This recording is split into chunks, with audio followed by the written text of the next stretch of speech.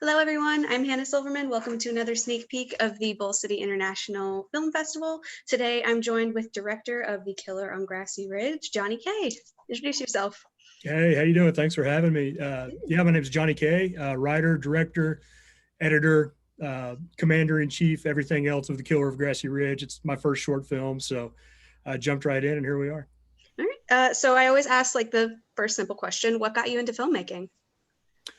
For me, it was just kind of a personal challenge. I just wanted to see if I could stop making excuses and actually use some of the equipment that I have around the house and go out and shoot a movie. And if it ended up being terrible, I would never have to show it to anybody.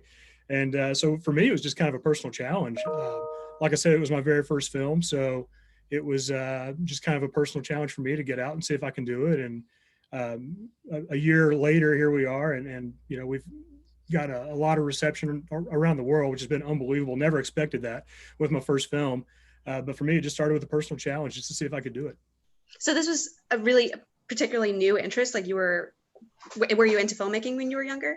I was, but never to the degree where I thought I could actually put together a finished piece and show to the world. I was much more into, I volunteered with some charity groups, some nonprofit groups, helping them out with some video spots. So I kind of had a background in shooting and editing some stuff.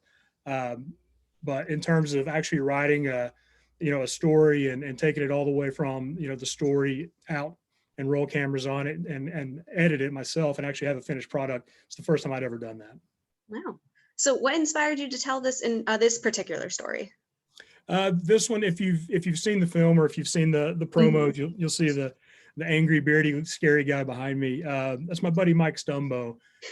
He's not an actor, and just one day on Facebook, he happened to change his profile picture, and there was just something about that image of my buddy Mike that just said, he just has that look to him. I just want to get him out in the woods, cover him with mud, hand him an axe, and I want to make a horror movie based on that picture alone.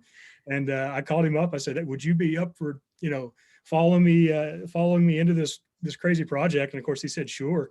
But that's actually what started. I was inspired by just a random picture on Facebook of a friend of mine. And I said, I'm going to go out in the woods and shoot him doing something, because he just has a great look to him. So Bet he was really flattered to hear that.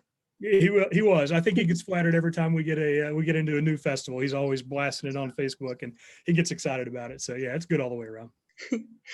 So what particular challenges did you have to overcome while starting this project? Because it was your first ever one. It was my first. The biggest challenge, which I think probably a lot of people can relate to, is not biting off more than you can chew. So that was kind of my first challenge that I wanted to avoid. I wanted to kind of set reasonable expectations, reasonable deadlines, a reasonable project, especially working with non-actors. We did have a lot of folks on set, and it turned out great. So, it all worked out well in the end, but we also had, kind of a very inexperienced crew. First time all of us had worked together. The two actors we had in the movie, it's the first time they ever met, was their first day filming together. So there were a lot of firsts going on with this. So kind of the biggest challenge for me was to make sure that I kept everything reasonable and to make sure I could hit all the goals I set for myself. Looking back on it, we probably could have used a few more days to film in. Our biggest day of filming, which was the day we shot the two actors together, we shot that on one of the shortest days of the year in late November. We probably had about 6 hours of workable daylight, and everything was going great until about 12:30 or 1, and we broke for lunch, and I realized that we may not make our day because we're losing daylight very fast. So I, went through the contingencies of trying to come back out the next day, and that wasn't going to work.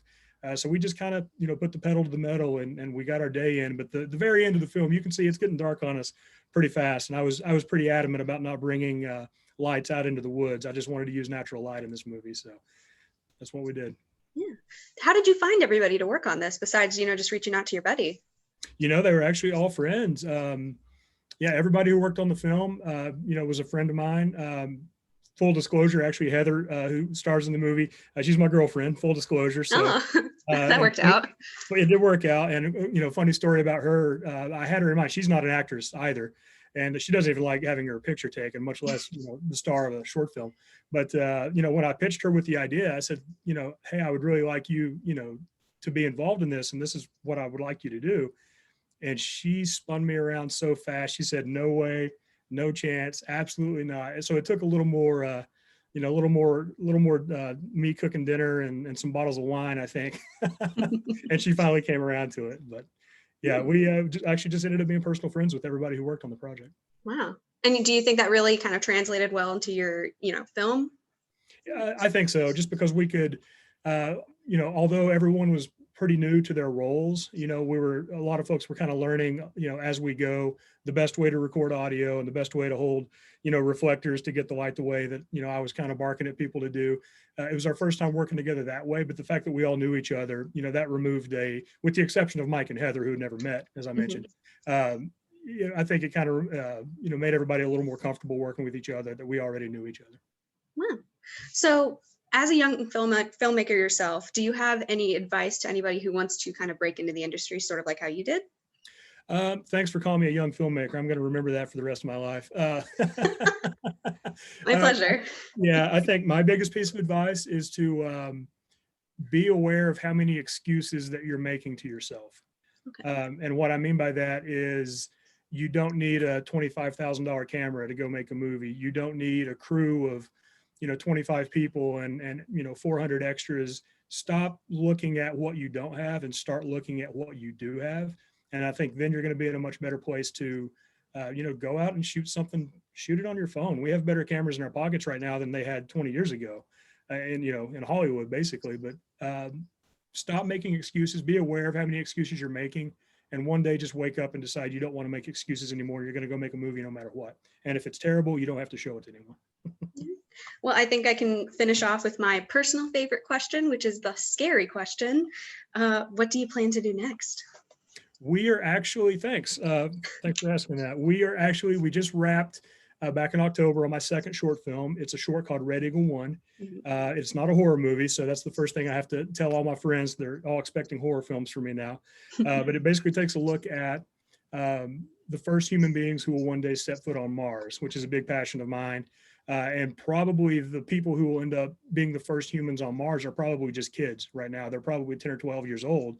And so when I look around, I wonder whose kids they are. Are they your kids? Are they your, neighbors' kids? Do you go to, school or church with them? So I kind of found myself wondering what these kids look like today, what influences surround them. And that kind of inspired me to shoot the movie. We shot it completely under lockdown conditions in 2020 because of COVID-19, which again, I love the challenge of things like that. So we shot it pretty much entirely around the house and some locations in the neighborhood. But look for Red Eagle 1. It should be coming out early summer 2021. And our trailer actually just went live a couple weeks ago. So you can find Red Eagle 1 on the Chaotica Studios YouTube page. Well, that sounds really exciting. Okay. Well, I just wanted to thank you for coming in and talking to me today. Everybody tune in to the Bull City International Film Festival. We're coming live in March, I believe. All right. Thank you. Thanks a lot. Thanks for having me.